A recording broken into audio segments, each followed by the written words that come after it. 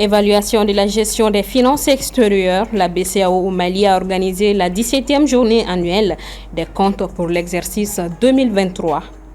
Notre série de la semaine sur la corruption se poursuit. Quitte de l'applicabilité des textes en la matière, l'épisode 2 de la série nous édifie. Les attaques terroristes ont fait plus de 3000 victimes au Sahel, selon le rapport du Bureau des Nations Unies pour l'Afrique de l'Ouest et le Sahel. Le dit rapport couvre la période de juillet à novembre 2024. Mesdames et messieurs, bonsoir. La BCEAO pour le Mali a organisé ce jeudi 18 décembre à Bamako la 17e édition de la journée annuelle de diffusion des comptes extérieurs du Mali au titre de l'année 2023. Assetoumani Koulibaly. La journée de diffusion des comptes extérieurs est l'occasion d'échanger sur un thème en lien avec ces comptes. Cette année, le thème retenu est la sensibilisation des agents économiques sur le respect de la réglementation des relations financières. L'organisation de cette journée constitue l'aboutissement d'un long processus qui va de l'envoi des questionnaires aux agents économiques à la réunion du comité de validation de la balance des paiements en passant par la compilation des données par les services de la Banque centrale. Ainsi, la sensibilisation des agents économiques sur le respect de la réglementation des relations financières est essentielle pour garantir la stabilité et la crédibilité de l'économie nationale, selon le ministère de l'Économie. Les données qui seront présentées aujourd'hui font état d'une forte détérioration des comptes extérieurs du Mali, avec un solde déficitaire de la balance des paiements de 555 milliards, après le déficit de 459 milliards en 2022. Ce résultat est en partie lié aux pressions inflationnistes mondiales et à une appétence des investisseurs pour les marchés des matières premières. Pour le directeur national de la BCEAO, la balance des paiements retrace, pour une période donnée, les transactions entre un pays et le reste du monde, ce qui permet de mesurer les performances de ce pays au niveau de ses différentes composantes. Pour la Banque centrale, il est impératif de conserver un niveau confortable de réserve de change dans le but de mieux défendre la monnaie commune, tout en faisant face aux besoins extérieurs des agents économiques. Les exportations des biens se sont inscrites en hausse de 77 milliards, soit 2,3% par rapport à l'année 2022. En liaison avec celle des ventes extérieures d'or non monétaire et du bétail, qui représentent respectivement 81% pour l'or et 2,8% pour le bétail, donc pour des montants respectifs de 2790 milliards, donc 2790 milliards pour l'or et 96 milliards pour le bétail. Ainsi, la balance commerciale, qui représente la différence entre la valeur des biens exportés et celle des biens importés, est ressortie déficitaire de 45 milliards, mais 45 milliards qui est bien meilleur que le chiffre de l'année dernière qui était de 89 milliards. Pour rappel, les comptes extérieurs se composent de la balance des paiements proprement dite, ainsi que de la position extérieure globale. Depuis quelques années, ces comptes sont établis à la 6e édition du manuel de balance des paiements du Fonds monétaire international, FMI. Le Canadien Barrick Gold a soumis une demande d'arbitrage au Centre international pour le règlement des différends relatifs aux investissements. Selon un communiqué du mercredi 18 décembre, la société minière fait recours à cette institution du groupe de la Banque mondiale pour traiter les désaccords existants avec le gouvernement malien. Après la soumission d'une demande, le CIRD peut en effet refuser l'enregistrement de la requête et clore le dossier. Si Barrick franchit cette étape, divers mécanismes sont enclenchés jusqu'à la constitution d'un tribunal chargé d'entendre les deux parties, puis de décider. À noter que cette procédure peut durer plusieurs années. Place à notre série de la semaine et le débat sur la corruption continue. Dans ce deuxième épisode de notre série dédiée à ces fléaux qui minent le Mali, nous nous penchons sur les défis liés à l'applicabilité des lois en vigueur. Un reportage de Soumaïla Fani. Au Mali, la corruption apparaît aujourd'hui au même titre que les crises politiques comme l'une des gangrènes qui sapent le développement du pays. Elle est omniprésente et endémique dans tous les secteurs sociaux et aucune activité n'y échappe. La corruption qui est un fléau qui gangrène la société, il est temps au moins d'en arrêter, à défaut de cela de diminuer considérablement, car ça impacte négativement les projets socio-économiques de base, la santé, l'éducation, l'alimentation et tout ce qui peut en suivre.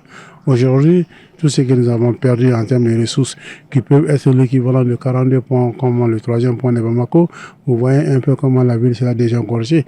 Donc ces derniers temps, les autorités de la transition ont pris à bras le corps le phénomène de lutte contre la corruption, raison pour laquelle ils l'ont inscrit donc sous l'injonction de l'OCLEI, même dans le préambule de la nouvelle constitution de juillet 2023 et aussi dans le corps. Si des textes pour lutter contre le phénomène existent à suffisance, selon certains, les scandales répétitifs de cas de corruption mettent en doute l'applicabilité de ces textes. Il n'y a pas de problème de texte, c'est seulement problème d'applicabilité, quoi. Par exemple, quand je dis problème d'applicabilité, parce qu'il y a l'impunité.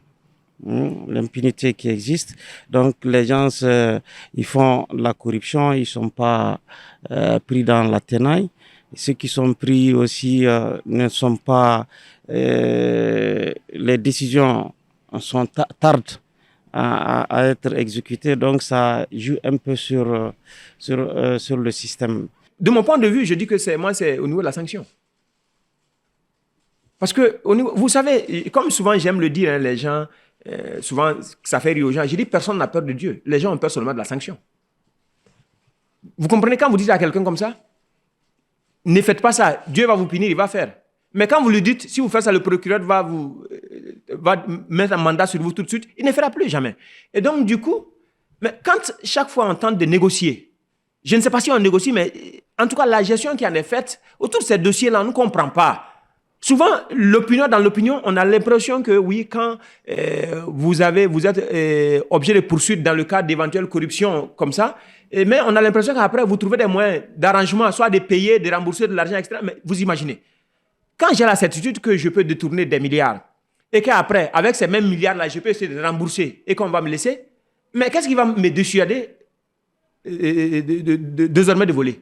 L'un des outils de répression de la corruption et de l'enrichissement illicite est la déclaration des biens à laquelle doivent se soumettre certaines personnalités publiques.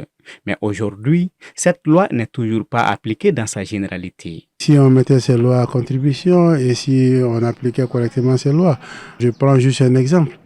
Tous les assujettis qui sont aujourd'hui au nombre de 1479 et que sur 1479 qui doivent déclarer tous les ans leurs biens, il n'y a que 60 qui déclarent. Imaginez un peu ce taux qui est un peu très négligeable.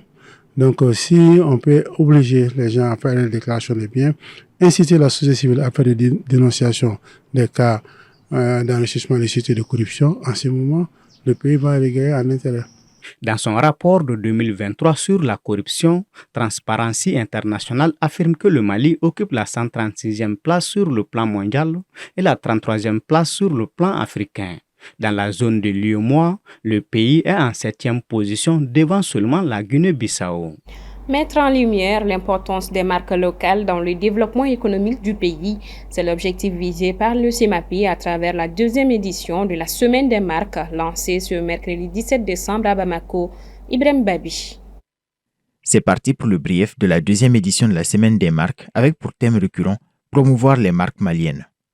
Cette édition vise à consolider les acquis de la première et à impulser de nouvelles dynamiques.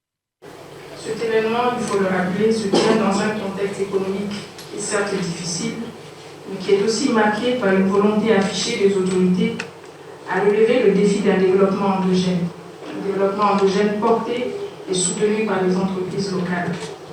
Et derrière ces entreprises locales, dont il faut saluer aujourd'hui la résilience, c'est des identités, c'est des marques de produits et de services compétitives que nous consommons tous les jours. Ce sont des valeurs qu'ils partagent, ce sont des milliers d'emplois et de revenus également. C'est tout ce potentiel-là que la Semaine des marques envisage de mettre en exergue et de célébrer nos marques locales, célébrer le Made in Mali. Pour la présidente de la CEMAPI, promouvoir les marques maliennes ne se limite pas à une simple vitrine commerciale, mais englobe aussi la nécessité de protéger ces marques, une mission que la CEMAPI s'emploie à réaliser, tout en appelant les entrepreneurs maliens à s'investir davantage dans la propriété intellectuelle. Une démarche cruciale pour assurer la pérennité et la compétitivité de leur entreprise. La semaine est aussi pour nous un cadre de sensibilisation des acteurs économiques, quel que soit leur secteur d'activité, sur l'importance du système de la propriété intellectuelle et plus particulièrement l'importance de la protection des marques pour sécuriser les investissements des entreprises et l'importance également de se mettre à l'abri de la contrefaçon et de conquérir des parts de marché et surtout se rapprocher davantage des consommateurs. La semaine des marques, prévue en début 2025, s'annonce donc comme un moment fort pour sensibiliser, informer et inspirer les acteurs économiques maliens à s'investir pleinement dans la valorisation des produits et services locaux. Une démarche essentielle pour le rayonnement économique du Mali. Le rapport du Bureau des Nations Unies pour l'Afrique de l'Ouest et le Sahel pour la période du 1er juillet au 30 novembre 2024 met en lumière une intensification des attaques terroristes au Sahel et en Afrique de l'Ouest où ont été enregistrées plus de 3000 victimes. Djeneba Samaki. Des rapports du Bureau des Nations Unies pour l'Afrique de l'Ouest et le Sahel, UNOWAS, pour la période du 1er juillet au 30 novembre 2024 décrit une situation sécuritaire marquée par la présence persistante des groupes terroristes, notamment le groupe de soutien à l'islam et aux musulmans GESIM et l'État islamique au Sahel, anciennement EIGS, qui poursuivent leurs attaques meurtrières au Sahel et en Afrique de l'Ouest. Au Burkina Faso, le bilan des victimes s'élève à 1535, un chiffre comparable à celui de l'année précédente. Les rapports font état de plusieurs attaques majeures, dont celle du 9 août à Nassagou-Est, qui a tué 148 personnes, suivi d'un attentat à Barsalogo, centre-nord, le 24 août, faisant 200 morts. Au Mali, la situation demeure tendue avec des attaques sporadiques, mais meurtrières, menées par les GESIM et les cadres stratégiques permanents pour la défense du peuple de l'Azawad, CSP-DPA, devenu depuis début décembre le Front de libération de l'Azawad, FLA. Les violences ont fait 1190 victimes, dont une vingtaine lors d'une offensive contre Dembo, près de Bankas, le 21 juillet. Le Niger a déploré 467 victimes entre juillet et octobre, avec une recrudescence de la violence en septembre, notamment à Tillabéri, où plusieurs militaires ont perdu la vie. Les Bénin et les Togo ont aussi été touchés par des attaques du GESIM, faisant des victimes parmi les forces de sécurité. L'UNOWAS souligne également que la situation dans les bassins du lac Tchad reste préoccupante en raison de l'usage d'engins explosifs improvisés et des attentats suicides. D'après la plus récente édition de l'Indice mondial du terrorisme, publiée par The Institute of Economic and Peace, si le nombre d'attentats terroristes a chuté en 2023 par rapport à l'année précédente, ceux-ci sont de plus en plus meurtriers. Le nombre de décès causés par des actes terroristes a en effet augmenté de 22% sur la même période pour atteindre 8352. C'est le nombre de décès annuels les plus élevés depuis 2017. En 2023, c'est au Burkina Faso que le terrorisme a eu le plus d'impact. Le nombre de morts y a augmenté de 68% par rapport à 2022, malgré une diminution de 17% du nombre d'attaques. C'est également au Burkina Faso qu'on recense le plus grand nombre de victimes du terrorisme sur 5 ans. 5149 personnes y ont perdu la vie dans des attentats terroristes entre 2019 et 2023. En bref, grâce à une médiation engagée par le roi Mohamed VI, 4 ressortissants français détenus à Ouagadougou depuis décembre 2023 ont recouvré leur liberté. Selon les informations officielles, le roi Mohamed VI a personnellement sollicité le capitaine Ibrahim Traoré pour la libération des 4 Français. La tension diplomatique entre les deux pays n'avait fait qu'exacerber le flou autour de cette affaire et l'Élysée, dans un communiqué hier, confirme l'issue favorable de cette médiation. Voilà, c'est donc tout pour ce 1945. Merci à vous de l'avoir suivi. Bonsoir à tous et à demain pour une nouvelle page d'actualité.